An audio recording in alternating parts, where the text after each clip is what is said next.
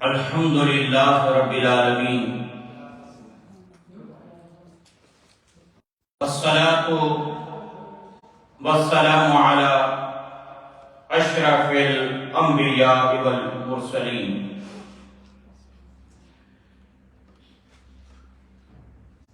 اما بعد فاعوذ باللہ من الشیطان الرجیم، بسم اللہ الرحمن الرحیم۔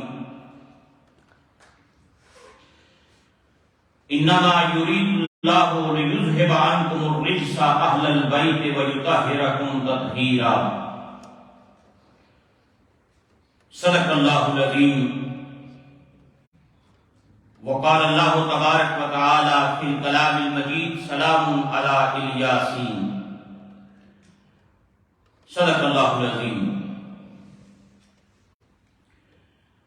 اللہم صلی علی سیدنا و مولانا محمد معدن الجود والکرم وآلہ واصحابہ وابنہ الکریم وبارک وسلم۔ الصلاۃ والسلام علیکہ یا سیدی یا رسول اللہ وعلی آلکہ واصحابہ یا سیدی یا حبیب اللہ۔ اللہ رب العزت کی توفیق اور اس کی عنایت سے جمعۃ المبارک کے اس بابرکت دن ہم اپنے خالق و مالک کی بارگاہ میں حاضر ہیں۔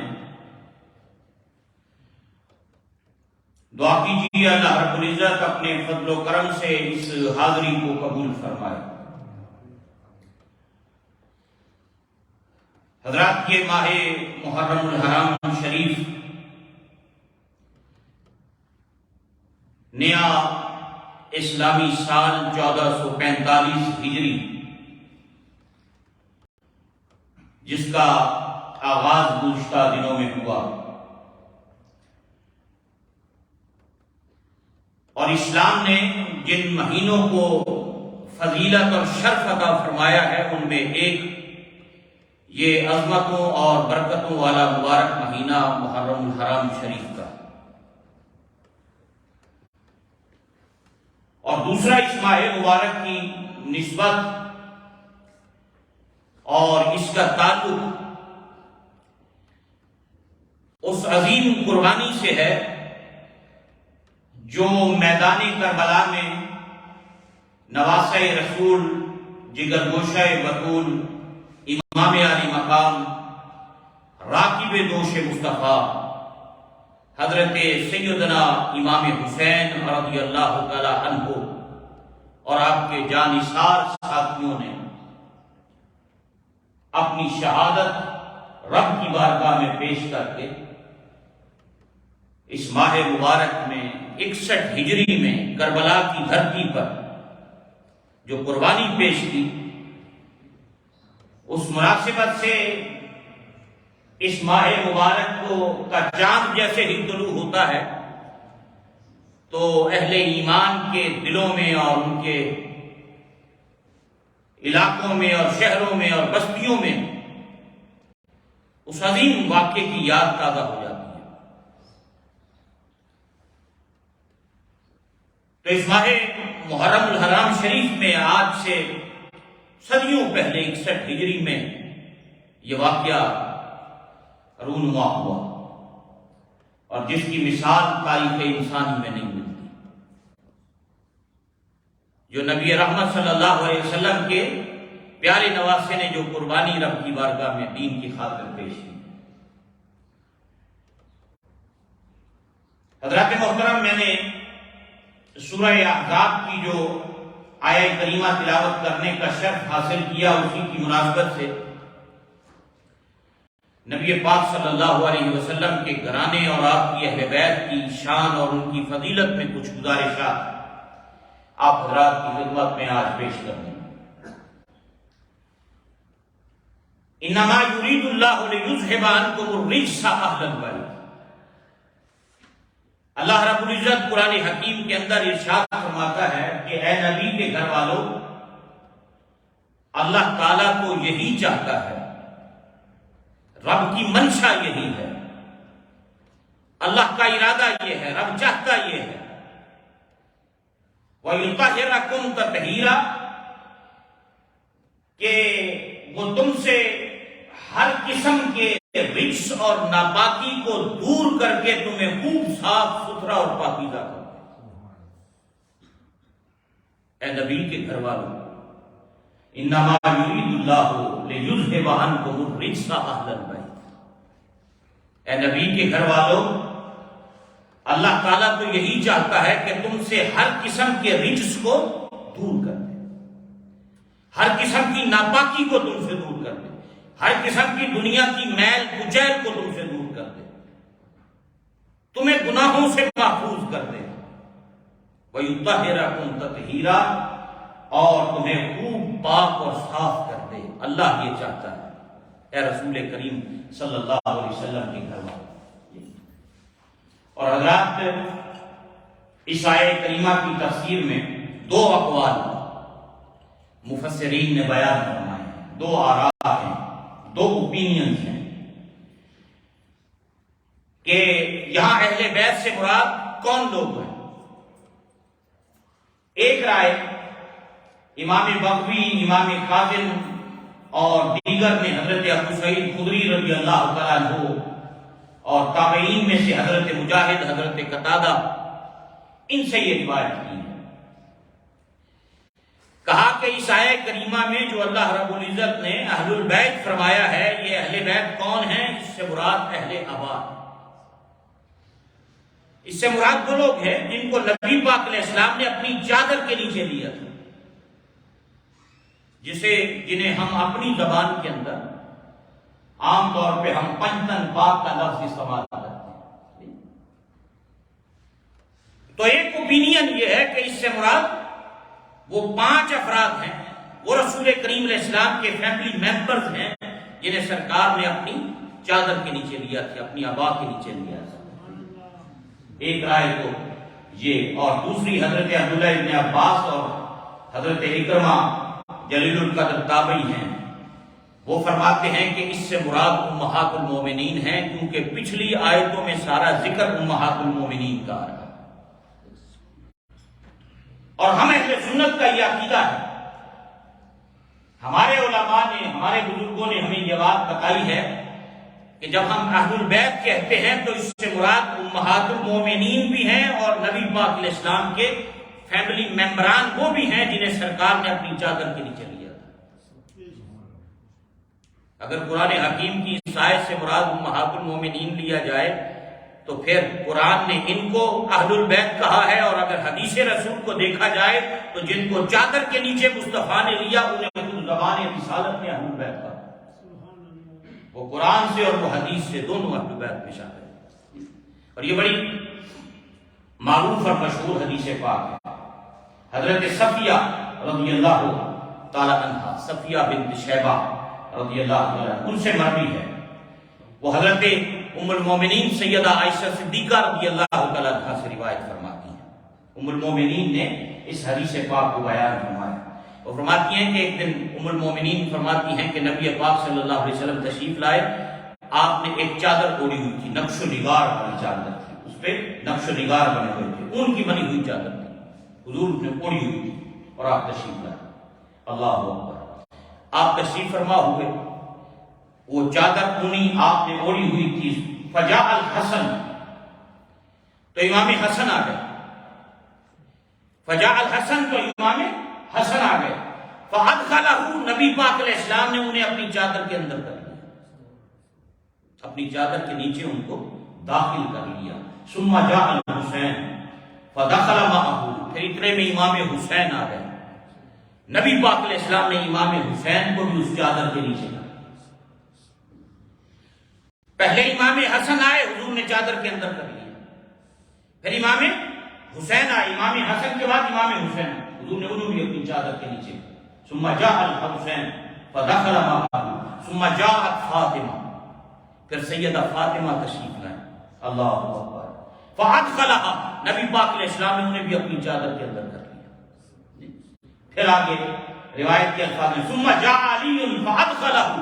پھر سیدنا حیدر کرار آئے، حضور نے انہیں بھی اپنی چادر کے اندر کر لیا۔ امام حسن، امام حسین، سیدہ فاطمہ اور سیدنا حیدر کرار،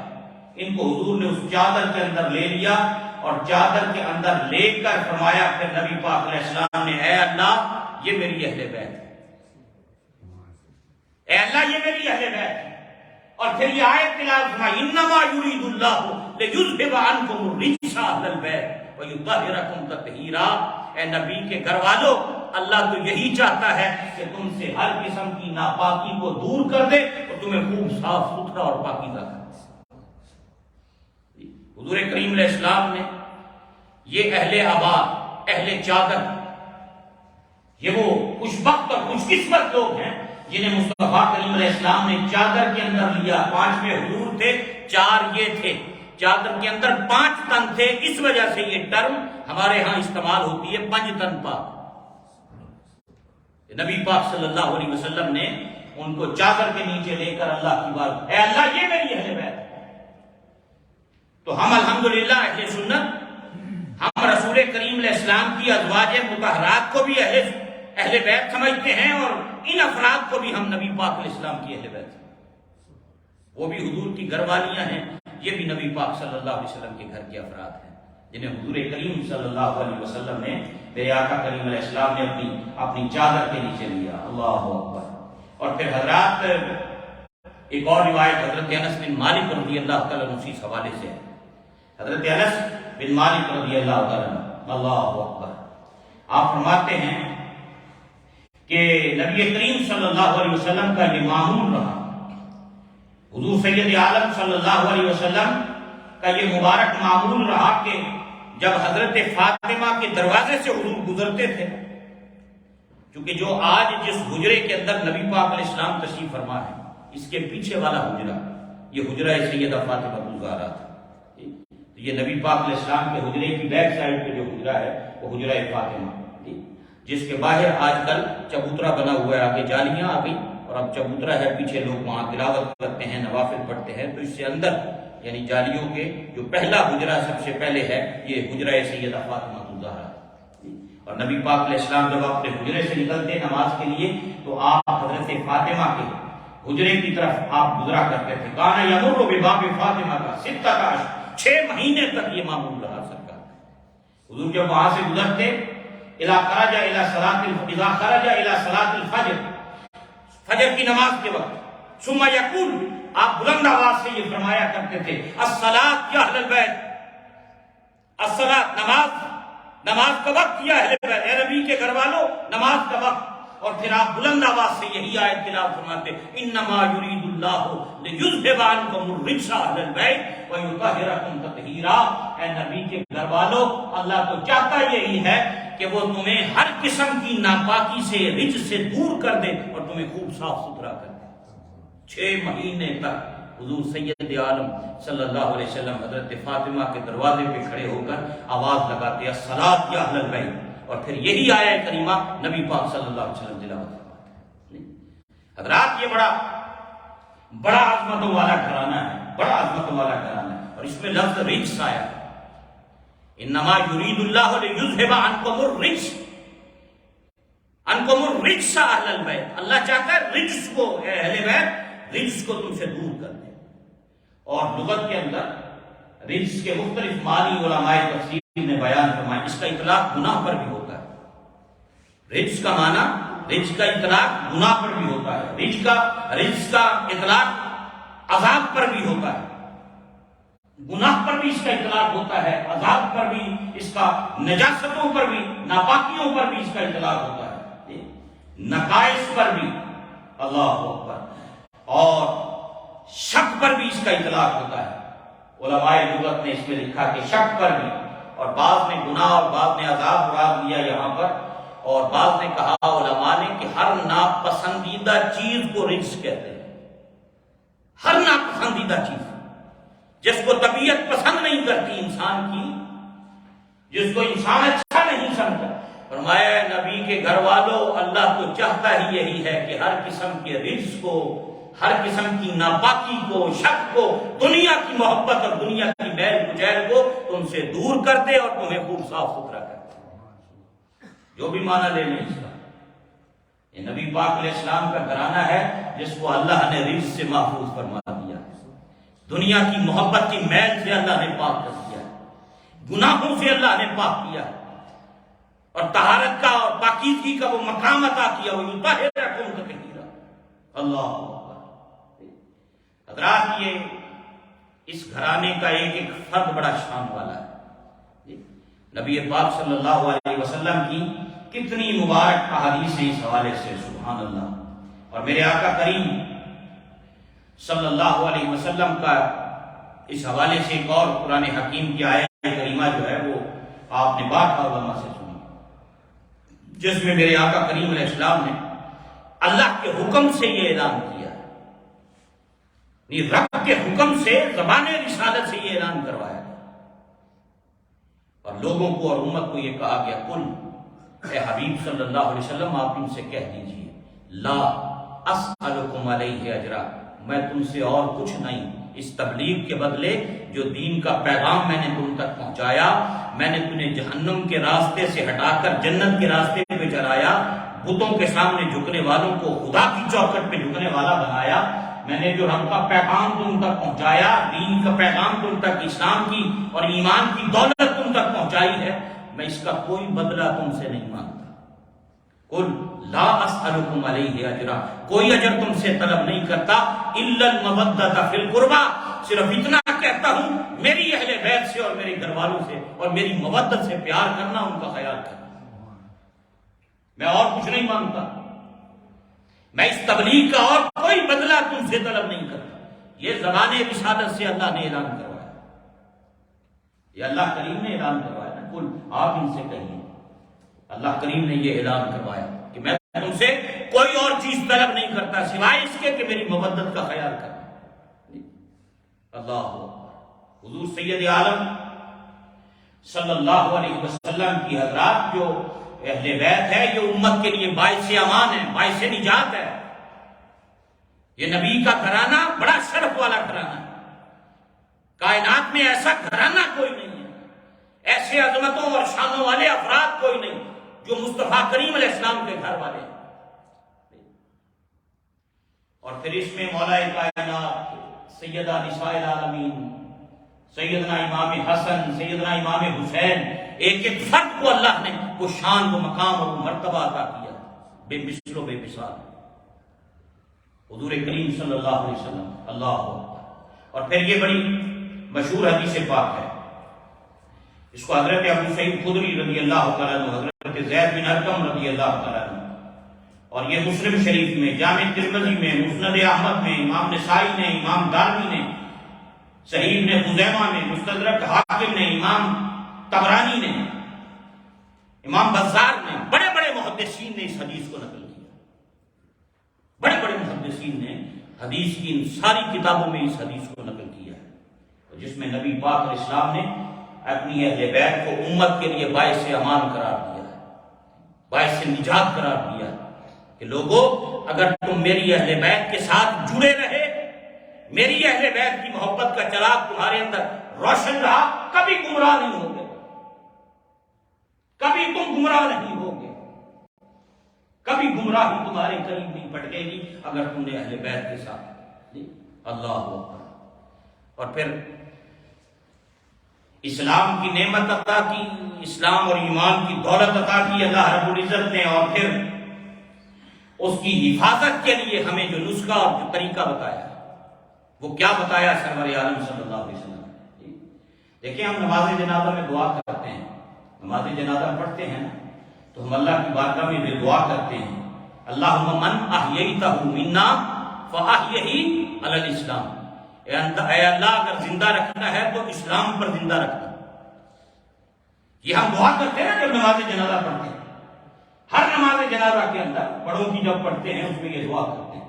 کہ اللہ اگر زندگی دینی ہے، زندہ رکھنا ہے، اللہم من احییتہ منا فاحیہ علی الاسلام، اسلام پر زندہ رکھنا، ومن توفیتہ منا فتوفہ علی الایمان، اور جب موت دینا تو ایمان پر موت دینا۔ یہ ہم میں سے ہر شخص نماز جنازہ کے اندر دعا کرتا ہے، زندگی اسلام پر اچھی، زندگی اسلام پر اچھی، موت ایمان پر اچھی۔ یہ دو دعائیں میں اور آپ ہر نماز جنازہ کے اندر کرتے ہیں. اللہ زندہ رکھنا تو اسلام پر، لیکن موت دینا تو ایمان پر. جب موت کی بات آئی تو ہم نے ایمان کی بات کی، جب زندگی کی بات کی تو اسلام کی بات کی. کہا زندہ رکھنا اسلام پر. پتہ چلا کہ زندگی وہی اچھی ہے جو اسلام پر گزرتی ہے، لیکن ایمان پر موت اس لیے مانگی کہ ہو سکتا ہے زندگی اسلام پر گزری ہو لیکن خاتمہ ایمان پر نہ ہو تو زندگی بھر کے اعمال تباہ ہو جاتے ہیں، پھر وہ عمل کسی کام کا نہیں ہوتا اگر خاتمہ ایمان پر نہ ہو. ایک شخص ساری زندگی نمازیں پڑھتا رہے، روزہ رکھتا رہے، حج اور عبادت کرتا رہے، آخری وقت کفر پہ مر گیا، بے ایمان ہو کر مر گیا، تو پتہ چلا ایمان کی دولت وہ ہے جو آخرت میں کام آتی ہے. اسلام کی نعمت اور دولت سے بندہ دنیا میں اپنے کردار اور عمل کو سنوارتا ہے، لیکن خاتمہ اگر ایمان پر ہو جائے تو پھر اس کی دنیا بھی سنور گئی، آخرت بھی سنور گئی. اس لیے ہم میں سے ہر شخص اللہ کی بارگاہ میں یہ دعا کرتا ہے کہ اللہ اگر زندہ رکھنا ہے، اللہم من احییتہ، اگر زندہ ہمیں رکھنا ہے تو پھر منا فاحیہ علی الاسلام، پھر اسلام پر زندہ رکھنا. ومن توفیتہ منا فتوفہ علی الایمان، موت دینا تو ایمان. اللہ نے اسلام اور ایمان کی دولت اور نعمت ہمیں عطا کی ہے. اب اس دولت ایمان کو بچانے کا نسخہ، اگر کوئی یہ چاہتا ہے کہ اس کی ایمان کی دولت اور اس کی اسلام کی نعمت اس کے پاس محفوظ رہے، اللہ اکبر، اگر وہ یہ چاہتا ہے کہ اس کی دولت ایمان محفوظ رہے، اس کی نعمت ایمان جو ہے وہ محفوظ رہے، اللہ اکبر، تو پھر وہ کیا کرے؟ نبی پاک علیہ السلام نے اس کا طریقہ، اس کا نسخہ ہمیں بتایا. اس حدیث پاک کے اندر یہ اس کی تعین کرتی ہے جو گفتگو ہم کر رہے ہیں. حضور سید عالم صلی اللہ علیہ وسلم فرمایا انی تارک فیکم الثقلین، اے لوگو میں دو بڑی بھاری، قیمتی، نفیس، اعلیٰ چیزیں تم میں چھوڑ کے جا رہا ہوں. انی تارک فیکم الثقلین، دو چیزیں بڑی بھاری ہیں، قیمتی ہیں، اعلیٰ ہیں، ہر ایک دوسری سے اعلیٰ ہے. دو چیزیں تم میں چھوڑ کے جا رہا ہوں، اگر ان دو چیزوں کو تھام کر مضبوطی سے پکڑ کر رکھو گے میرے بعد کبھی تم گمراہ نہیں ہوگے. تمہارا ایمان سلامت رہے گا، تمہارا اسلام سلامت رہے گا، کبھی گمراہی تمہارے قریب نہیں آئے گی. انی تارک فیکم الثقلین، دو بھاری، قیمتی، نفیس چیزیں تمہیں چھوڑ کے جا رہا ہوں،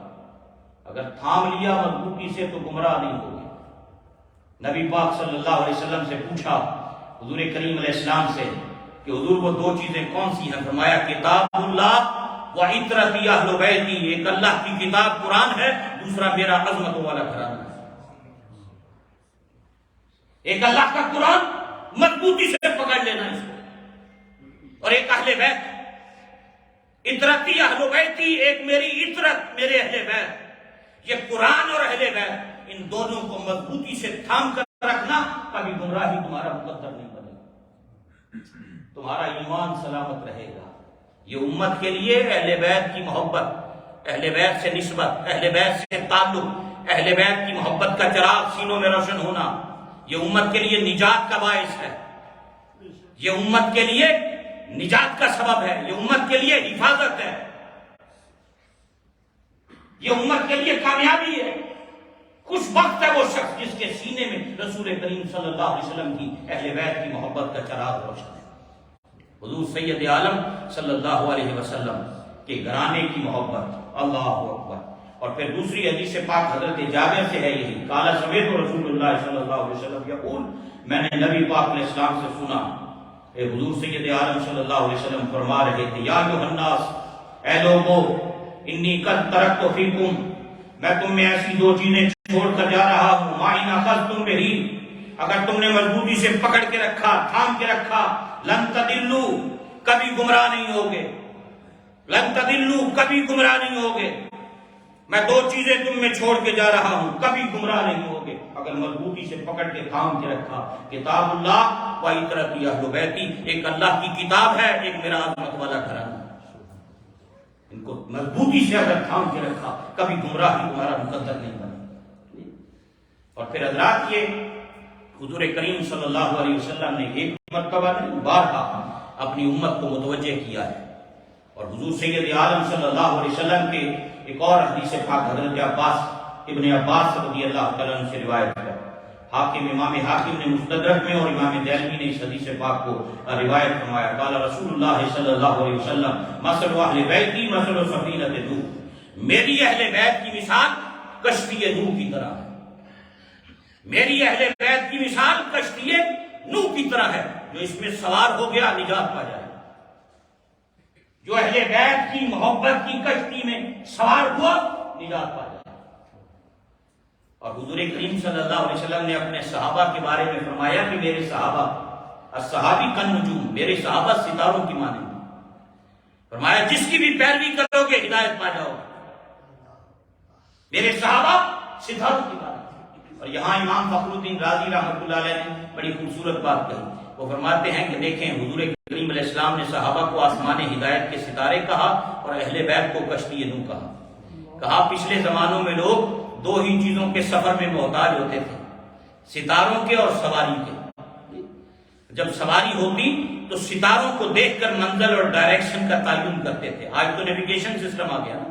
کہ پوسٹ کوڈ ڈالا اور بندہ منزل مقصود تک پہنچ گیا، پہلے ستاروں کو دیکھ کر لوگ منزل مقصود تک پہنچا کرتے تھے، ستاروں سے گائیڈ لائن اور نیویگیشن کا کام لیا کرتے تھے۔ امام راضی رحمۃ اللہ علیہ فرماتے ہیں لوگوں اہل بیت کی محبت کی کشتی میں بیٹھ جاؤ، آسمان ہدایت کے ستاروں سے رہنمائی لیتے رہو، اس دنیا کے سمندر میں سفر کرتے رہو، منزل مقصود تک پہنچ جاؤ۔ اور پھر یہ اللہ کا شکر ہے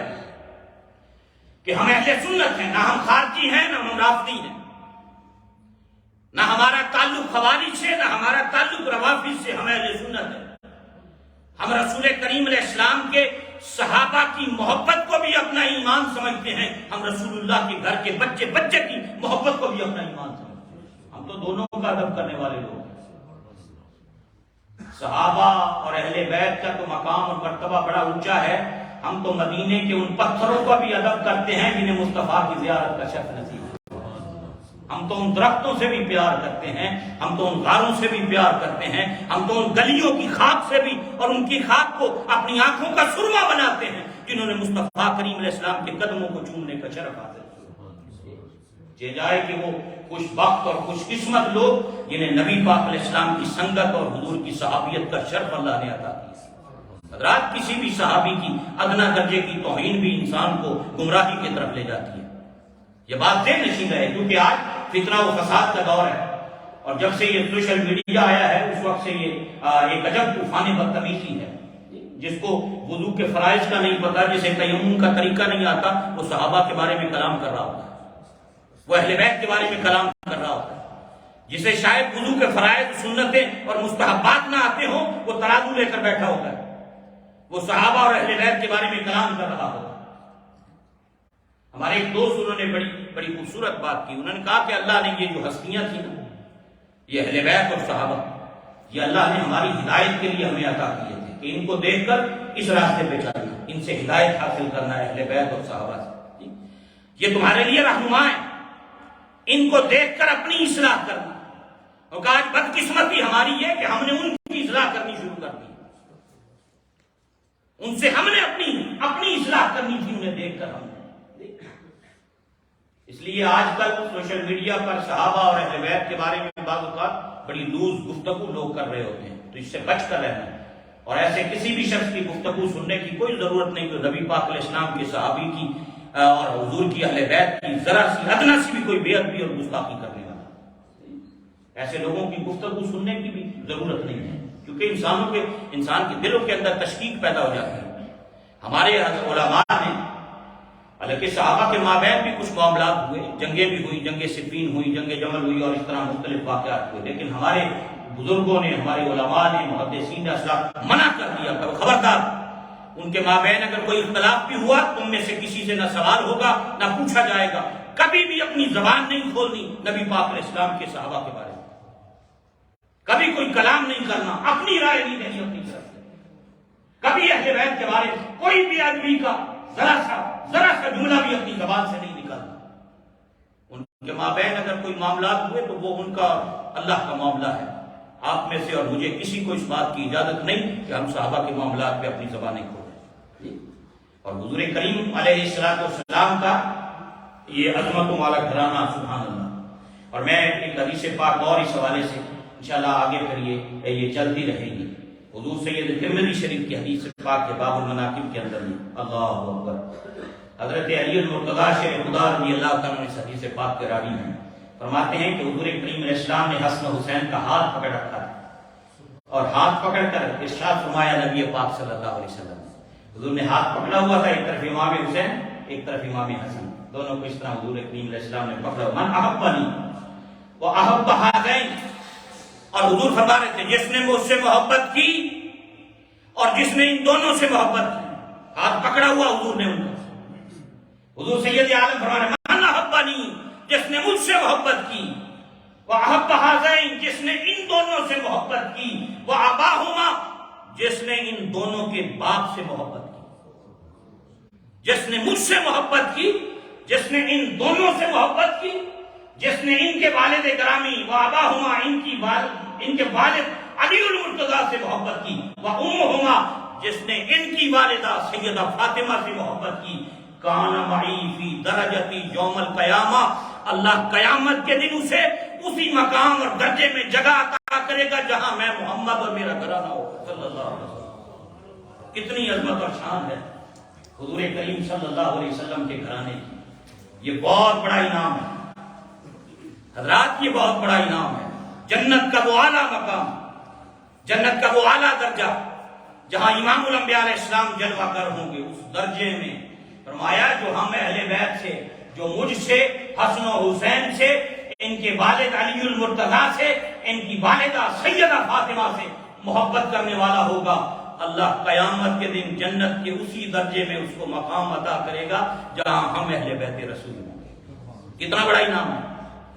کتنا بڑا شرف ہے نبی پاک صلی اللہ علیہ وسلم کے گھرانے کی محبت اور میرے آقا کریم صلی اللہ علیہ وسلم کی محبت، اللہ اکبر۔ اور پھر حضور کریم دیکھیں نا، یہ کبھی آپ جس نے مقام حسین اور ان شہزادوں کا مقام سمجھنا ہو نا، وہ نبی پاک علیہ السلام کی زبان سے سمجھے، یعنی آپ اہل ایمان اہل محبت بیٹھے ہیں، کبھی لفظوں پہ غور تو کریں، کبھی لفظوں پہ غور کریں، اللہ اکبر۔ حضور کریم علیہ السلام ایک مرتبہ حدیث پاک میں آیا کہ آپ تشریف لے گئے کسی دعوت کے اندر، کچھ صحابہ بھی ساتھ تھے، حضور کسی کی دعوت میں تشریف لے جا رہے تھے،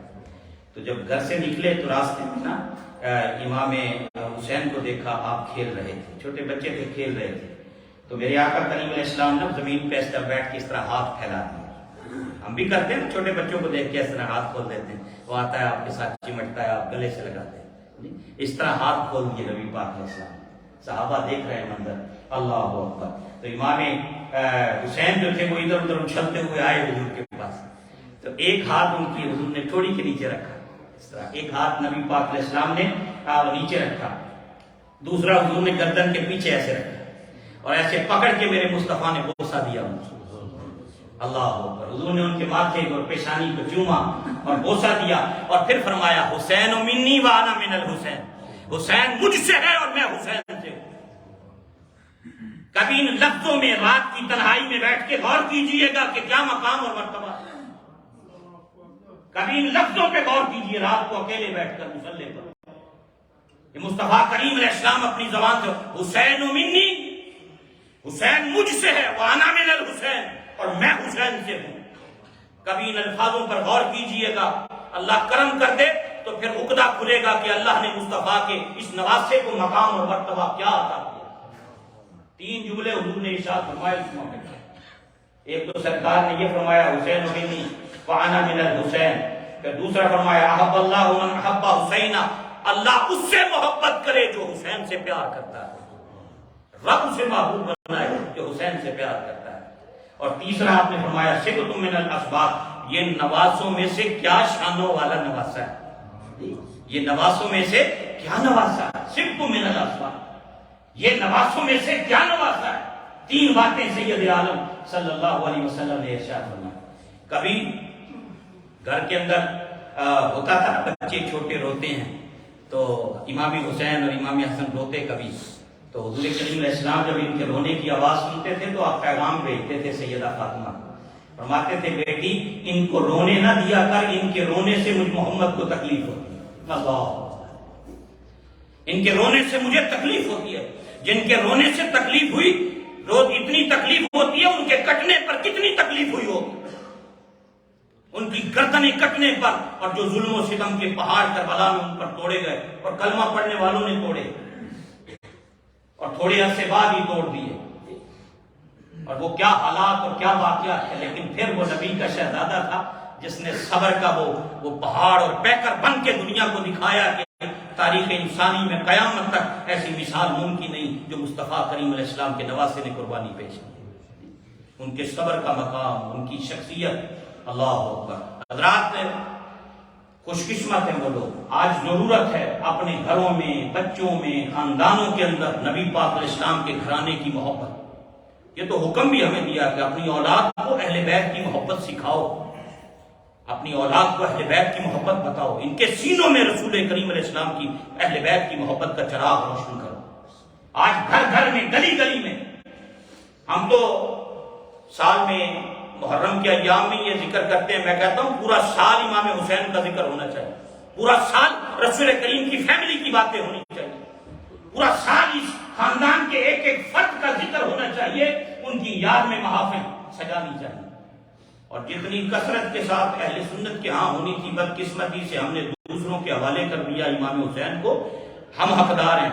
ہماری ذمہ داری تھی کہ ہم نبی پاک علیہ السلام کے گھرانے کی اس کا محبت اور ان سے پیار کا اظہار اللہ اعلان کرتے۔ اپنے بچوں کو بتائیے، اپنے بچوں کو سمجھائیے، ان کے دلوں میں بٹھائیے نبی پاک علیہ السلام کی اہل بیت کی محبت۔ اللہ اسی محبت پہ زندہ رکھے، اللہ اسی محبت پہ موت عطا کرے،